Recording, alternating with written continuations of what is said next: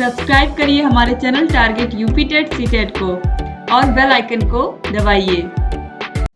Hello friends, मैं रेनू स्वागत करती हूँ आप सभी भावी अध्यापक एवं अध्यापिकाओं का आपके अपने channel target UP TET CTET में। दोस्तों, आज आपका हिंदी का लास्ट चैप्टर है, यानी कि लेसन नंबर 11। आज आपका हिंदी का पूरा सिलेबस यहाँ पर कंप्लीट होने वाला है। तो जो आज का चैप्टर है वो है परिचित विषय पर मौलिक रूप से निबंध लिखना। दोस्तों, इसके विषय में पूरा विस्तार से मैं बताऊंगी। उससे पहले एक जरूरी चीज जो आप लोगों को बतानी बहुत जरूरी है वो ये है कि दोस्तों, हम लोगों ने आपके हिंदी विषय को छोड़ करके बाकी सभी विषयों के हैंड रिटन नोट्स बनवाए हैं और आप में से बहुत सारे प्रशिक्षुओं ने उसको पढ़ा भी होगा, लिखा भी होगा, नोट्स भी बनाए होंगे। और जिन प्रशिक्षुओं ने अभी तक नहीं देखा है वो लोग प्लीज दोस्तों देख लीजिए, क्योंकि जिस तरीके से हमने अपने हाथों से लिख करके उन नोट्स को बनाया है और उसके बाद आप लोगों को क्लासेस के माध्यम से पढ़ाया है और उसके बाद हमने हर एक सब्जेक्ट का अलग अलग प्लेलिस्ट बना दिया है और सभी प्लेलिस्ट में आपको उस विषय के सभी चैप्टर्स मिल जाएंगे। सभी चैप्टर्स की वीडियोस के बाद सभी चैप्टर्स के बहुविकल्पी और अतिलघुत्तरी क्वेश्चन भी मिल जाएंगे। दोस्तों, इस तरीके से हमने पढ़ाया है कि आप में से कोई भी प्रशिक्षु अगर हमारे चैनल से ही केवल पूरा अच्छे से पढ़ करके एग्जाम में जाएगा तो उसके कोई भी क्वेश्चन मिस नहीं होंगे और वो बहुत अच्छा परफॉर्म करके आएगा एग्जाम में। तो दोस्तों, आपको सभी विषयों के प्लेलिस्ट की लिंक इस वीडियो के नीचे डिस्क्रिप्शन बॉक्स में मिल जाएगी। साइड में आई बटन पर भी क्लिक करके आप सभी वीडियोस को देख सकते हैं। दोस्तों, जिस तरीके से मैंने पढ़ाया है आप लोगों को अपने चैनल पर, इस तरीके से आप पूरे YouTube पर कहीं नहीं पाओगे। किसी ने अपने मेहनत से हाथ से लिख करके बहुत मेहनत करके उसके बाद वीडियो बनाया हो, इस तरीके से आप कहीं नहीं देखोगे। हमारे पढ़ाने का केवल ये एक उद्देश्य नहीं होता कि आप पढ़ करके पास हो जाओ। दोस्तों, मेरे पढ़ाने का मात्र एक ही उद्देश्य है, वो ये है कि आप एक अच्छे शिक्षक बनो। जब आप अच्छे से पढ़ोगे, चीजों को समझोगे, क्योंकि मैं केवल और केवल पढ़ाती नहीं हूँ कि केवल मैंने पढ़ा दिया आपके कोर्स को। बीच बीच में मैं बहुत सारी चीजें ऐसी बताती हूँ जो एक टीचर बनने के लिए बहुत जरूरी होती हैं। आपके अंदर वो चीजें आनी चाहिए, तभी आप जा करके अच्छे से बच्चों को पढ़ा पाएंगे। तो वो क्वालिटी भी आपके अंदर आनी बहुत जरूरी है। तो ये सब चीजें भी आपको जानना बहुत जरूरी है। तो इस तरीके से यहाँ पर दोस्तों, आप लोगों को अच्छे से अगर एक अच्छा टीचर बनना है तो आपको हमारे channel target UP TET CTET से जरूर जुड़ना पड़ेगा, क्योंकि आप सभी लोगों को पता है कि जो डीएलएड है वो पहली सीढ़ी है शिक्षक बनने की। इसके बाद आपको यूपी टेट देना है, सुपर टेट देना है, सीटेट देना है, आपको बहुत सारे एग्जाम क्वालिफाई करने हैं, ठीक है, शिक्षक बनने के लिए। तो इसके लिए आपको हमारे चैनल से लगातार ऐसे ही बने रहना होगा दोस्तों।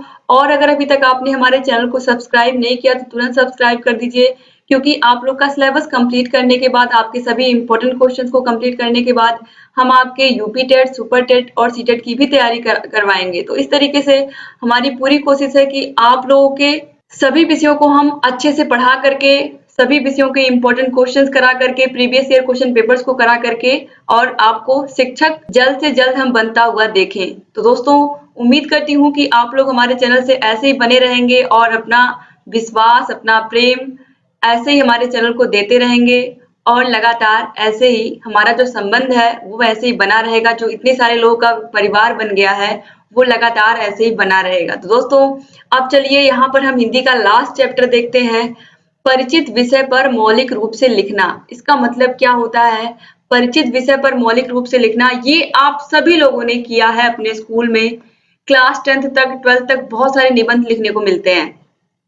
निबंध का मतलब, निबंध वही चीजें होती हैं जिनको हम रोज अपने आसपास के जीवन में महसूस करते हैं। जैसे कि सबसे ज्यादा निबंध, अगर मैं अपनी बात करूं, सबसे अधिक निबंध मैंने लिखा है प्रदूषण को लेकर के। प्रदूषण में वायु प्रदूषण, मृदा प्रदूषण, जल प्रदूषण, बहुत सारे प्रदूषण होते हैं, ध्वनि प्रदूषण, इन सभी के बारे में अलग अलग से लिखना। इसके अलावा जनसंख्या नियंत्रण पर निबंध लिखना, अपनी भाषा में जो भी हमको आता है, टूटी फूटी भाषा में, उसमें हमको निबंध लिख देना है। और इस तरीके से लिखना है कि जो पढ़ने वाला व्यक्ति हो उसको पढ़ करके मंत्र मुग्ध हो जाए कि सच में बच्चे ने कितने अच्छे से अपने मनोभावों को इस कॉपी पर उतार दिया है या इस पेपर पर उतार दिया है। तो इस तरीके से निबंध लिखते हैं, ठीक है। और दोस्तों, इसके अलावा अगर छोटी कक्षाओं की बात करें हम, तो छोटी कक्षाओं में बच्चों को लिखने को मिलता है कि आप काऊ पर निबंध लिखो, मतलब गाय पर निबंध लिखो। इसके अलावा बच्चों को मिलता है कि आप अपने फेवरेट टीचर पर निबंध लिखो, आपको जो सबसे अच्छे अध्यापक या अध्यापिका लगते हैं उनकी कौन सी क्वालिटी आपको अच्छी लगती है, वो कौन सा विषय पढ़ाते हैं, उसके विषय में आप लिखो। इसके अलावा आप गणतंत्र दिवस के ऊपर लिखो, स्वतंत्रता दिवस के ऊपर आप क्या लिख सकते हो वो लिखो। तो इस तरीके से बच्चों को निबंध लिखने को स्कूल में शुरू से मिलता है। तो ऐसा नहीं है कि सारे बच्चों को निबंध लिखने आता है, सारे बच्चों को सब कुछ पता है। इसके अलावा बच्चों को शुरू-शुरू में मिलता है अपने परिवार के विषय में कुछ लिखो, तुम्हारे परिवार में कितने सदस्य हैं और कौन-कौन क्या करता है। तो इस तरीके से बच्चों को शुरू-शुरू में बताया जाता है कि कैसे हम निबंध लिखते हैं, निबंध का मतलब क्या होता है। तो जब आप स्कूल में जाओगे, आप बच्चों को कैसे निबंध लिखना सिखाओगे, क्योंकि बच्चे जो निबंध लिखते हैं, उससे उनकी मानसिक स्थिति का पता चलता है और वो सोचते क्या हैं, ये भी पता चलता है। तो इसलिए निबंध लिखना बहुत ज़रूरी होता है और इसीलिए बच्चों को निबंध लिखना आप कैसे सिखाओगे, यही आज के चैप्टर में है। तो चलिए स्टार्ट करते हैं। लेखन के 2 पक्ष होते हैं, बाह्य पक्ष या यांत्रिक पक्ष, जिसमें वर्ण, वर्तनी, विराम चिन्ह, वाक्य गठन आदि होता है। इस वाक्य में अनुकरण आदि के आधार पर लिखना समाहित है। दूसरा है आंतरिक पक्ष, जिसे मौलिक अभिव्यक्ति पक्ष भी कहते हैं। बाह्य या यांत्रिक पक्ष पर ध्यान देने के साथ ही आंतरिक पक्ष पर अस्त्रोन्नयन आवश्यक है। इसके लिए मौलिक या स्वतंत्र लेख पर जोर देना चाहिए। मौलिकता तभी आ सकती है जब कल्पना, तर्क एवं चिंतन शक्ति का विकास हो। इस हेतु बच्चों प्रशिक्षुओं को अभ्यास के पर्याप्त अवसर देना आवश्यक है। यह कार्य परिवेश से संबंधित विषयों पर, जिससे बच्चे प्रशिक्षु पूर्व परिचित हों, कराया जाना चाहिए। विषय यदि आसपास के हों, पहले से जानकारी हो तो लेखन प्रभावी होता है। अतः शुरुआत में ऐसे ही विषय रखना चाहिए जिसका लिखने वाले को अनुभव हो, जैसे देखे गए दृश्य, चित्र, घटना, अनुभव, यात्रा, प्रसंग आदि। जिसे पढ़ी या सुनी गई विषय वस्तु के बारे में जानकारी नहीं होती, उस पर विचार व्यक्त करना कठिन होता है। प्रारंभिक कक्षा में यह प्रयास होना चाहिए कि बच्चा अपनी कल्पनाओं को लिपिबद्ध कर सके, जिससे उसके चिंतन को एक नई दिशा मिलती है। अब उद्देश्य क्या होते हैं, चलिए देखते हैं। छात्रों में लिखित रूप से भाव व्यक्त करने की क्षमता उत्पन्न करना, ठीक है, यानी कि लिखित रूप से वो अपने भावों को कैसे प्रकट कर सकता है, वो लिख करके अपनी बातों को कैसे अच्छे से रख सकता है, ये पता चलता है निबंध लेखन से। इसके अलावा उसमें तार्किक वृद्धि से विचार विमर्श करने की क्षमता जागृत करना, यानी कि जब बच्चा लिखेगा तो किसी भी चीज के बारे में वो लिखेगा तो निश्चित रूप से सोचेगा, विचार करेगा, विमर्श करेगा कि आखिर में कैसे हम इस निबंध को अच्छे से अच्छा लिखें। तो इस तरीके से बच्चे की कल्पना शक्ति का भी विकास होगा। इसके अलावा उसको शुद्ध, बोधगम्य, ललित एवं प्रभावोत्पादक भाषा में भाव व्यक्त करने की कला में पटु करना तथा उसकी रचनात्मक प्रवृत्ति को जागृत करना, यानी कि जो उसके अंदर रचना करने की प्रवृत्ति है, लिखने की प्रवृत्ति है, उसको भी विकसित करना। विषय के अनुसार भाषा शैली अपनाने के कौशल का विकास करना। 5वां है क्रमिक रूप से भावों को अभिव्यक्त करने की क्षमता का विकास करना। जैसे कि जब हम निबंध लिखते हैं तो सबसे पहले हम प्रस्तावना लिखते हैं, फिर उसमें जो-जो चीजें आती हैं इस तरीके से लिखते जाते हैं, फिर उपसंहार लिखते हैं। मतलब इस तरीके से लिखते हैं कि वो जो निबंध है वो क्रमबद्ध रहे और धीरे-धीरे, जैसे हमने सबसे पहले जब हमने प्रदूषण लिखा, उसके बाद फिर प्रदूषण के प्रकार लिखा, प्रकारों में किस तरीके से किस-किस प्रकार के प्रदूषण अधिक हानिकारक होते हैं और किससे क्या नुकसान होता है हमारे वातावरण में। इसके बारे में जब हम अच्छे से डिटेलिंग करते हैं, अच्छे से उसको एक्सप्रेस करते हैं, तो इस तरीके से वो बहुत ही प्रभावशाली निबंध होता है। दोस्तों इस तरीके से यहाँ पर देखिए, रिक्त स्थान की पूर्ति द्वारा कहानी लिखना। अब बच्चे छोटे हैं तो बच्चों को रिक्त स्थान वाले एक-एक अनुच्छेद दे दीजिए, साथ ही कुछ शब्द भी। अब उन शब्दों का उचित स्थान पर प्रयोग करते हुए अनुच्छेद पूरा करने को कहिए। बच्चे जब ऐसा करने में सक्षम हो जाएंगे तो उन्हें अपने द्वारा लिखी कहानी का एहसास कराएं। इससे उनमें आत्मविश्वास की भावना का विकास होगा। एक उदाहरण देखा जा सकता है, जैसे कि यहाँ पर इतने सारे वर्ड दे दिए गए, लू, प्यास, दिन, भीग, भीग, काले पसीने, घिरने, राहत, शीतल। अब देखिए, गर्मी का दिन था, दोपहर के समय शीतल हवा चल रही थी, पक्षी भी प्यास से व्याकुल हो गए थे। इसके बाद है, पसीने से तन के कपड़े भीग गए थे। इतने में आसमान में काले बादल घिरने लगे। यहाँ पर हम क्या भरेंगे, बादल घिरने लगे। हवा भी कुछ शीतल हो गई। इससे जीव जंतु सभी को गर्मी से कुछ राहत मिली। दोस्तों यहाँ पर देखिए, इसको हम कैसे इस खाली स्थान को भरेंगे, आप लोग ध्यान से देखिएगा। गर्मी का दिन था, दोपहर के समय लू चल रही थी। आप सभी लोगों को पता है ना कि गर्मी में लू चलती है, खूब तेज तेज गर्म हवा चलती है। इसके बाद पक्षी भी डैश डैश से व्याकुल हो रहे थे। क्या भरेंगे?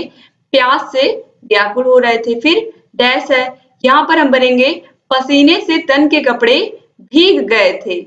इतने में आसमान में काले बादल घिरने लगे, हवा भी कुछ शीतल हो गई। इससे जीव जंतु सभी को गर्मी से कुछ राहत मिली।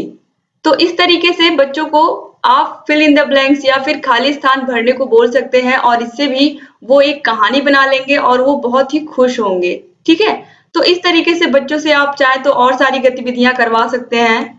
तो दोस्तों इस तरीके से आप अगर चाहें तो आप बच्चों को धीरे धीरे, जब इस तरीके से बच्चे बिल्कुल अभ्यस्त हो जाएं इस तरीके के फिल इन द ब्लैंक्स को या फिर खाली स्थान को भरने वाले वाक्यों को कंप्लीट करने में और कहानी को कंप्लीट करने में, तो फिर उन्हें हम क्या दे सकते हैं, उन्हें हम निबंध, छोटे छोटे 10-10 लाइन के निबंध लिखने को बोल सकते हैं, और बच्चे बहुत ही अच्छे से उसमें रुचि लेकर के करेंगे। तो इस तरीके से यहाँ पर आज का जो टॉपिक था, जो लास्ट टॉपिक था आपके हिंदी विषय का, वो यही था कि किस तरीके से हम, जो विषय हमको मालूम है जिस पर हम कुछ लिख सकते हैं, उस पर किस तरीके से हम वाक्यों को बनाएं, और कैसे हम खाली स्थान को भर करके भी एक पूरी कहानी को बना सकते हैं। तो दोस्तों उम्मीद करती हूँ कि आज का ये वीडियो आपके काम का होगा और बहुत सारी चीजें आपको इसमें समझ में आई होंगी। अब कल से आपको हिंदी के भी सभी इम्पोर्टेंट क्वेश्चंस की क्लासेस मिलेंगी, क्योंकि यहाँ पर आपके सभी क्लासेस कंप्लीट हो गई हैं। और एक बहुत ही महत्वपूर्ण चीज आपको बतानी है दोस्तों, आपको हमारे टेलीग्राम चैनल पर सभी विषयों के नोट्स मिल जाएंगी, यानी कि सभी विषयों के नोट्स की पीडीएफ आपको मिल जाएगी। यहाँ पर हिंदी भी कंप्लीट हो गया, अब आपको हिंदी भी टेलीग्राम चैनल पर मिल जाएगी। टेलीग्राम चैनल का लिंक आपको डिस्क्रिप्शन बॉक्स में मिल जाएगा, वहां पर जाकर के आप टेलीग्राम चैनल को ज्वाइन कर लीजिए हमारे। इसके अलावा आप टेलीग्राम पर target UP TET CTET search करके भी हमारे चैनल को ज्वाइन कर सकते हैं। एक बार ज्वाइन कर लेंगे आप तो वहां पर आपको बराबर वीडियोस भी मिलेंगी, साथ ही साथ आपको हमारे सभी विषयों के नोट्स भी प्रोवाइड कराए जाएंगे, बिल्कुल फ्री ऑफ कॉस्ट, बिना किसी पैसे के। तो आप निश्चित रूप से आप जरूर ज्वाइन करिए, आपके लिए बहुत ही ज्यादा यूजफुल होने वाला है। इसकी पूरी पीडीएफ आपको हिंदी की मिल जाएगी, आप आसानी से सभी विषयों को अच्छे से देख करके पढ़ भी सकते हैं। तो उम्मीद करती हूँ कि आपको वीडियो अच्छा लगा होगा और बहुत सारी चीजें आपको समझ में आई होंगी। तो फिर अब हम इसके सभी अतिलघुत्तरीय और बहुविकल्पीय क्वेश्चंस को चैप्टर वाइज आप लोगों को करवा देंगे, और फिर उसके बाद प्रीवियस ईयर क्वेश्चन पेपर्स भी हम सॉल्व करवा देंगे। तो वीडियो में शुरू से लेकर के अंत तक बने रहने के लिए आप सभी का बहुत बहुत धन्यवाद दोस्तों। सभी विषयों के प्लेलिस्ट की लिंक आपको डिस्क्रिप्शन बॉक्स में मिल जाएगी, साइड में आई बटन पर भी क्लिक करके आप देख सकते हैं। तो ऐसे ही हमारे चैनल से बने रहिए, सभी वीडियोस को देखते हुए रहिए, और अपने अच्छे अच्छे प्यारे प्यारे कमेंट्स करना आप लोग बिल्कुल मत भूला करिए, क्योंकि आपके कमेंट्स, आपके लाइक्स बहुत प्रोत्साहित करते हैं हमें, ताकि हम और अच्छी वीडियोस आप लोगों के लिए लेकर के आते रहे। तो एक बार फिर से आप सभी का बहुत बहुत धन्यवाद दोस्तों, मिलते हैं नेक्स्ट वीडियो में, तब तक अपना ख्याल रखिएगा। जय हिंद।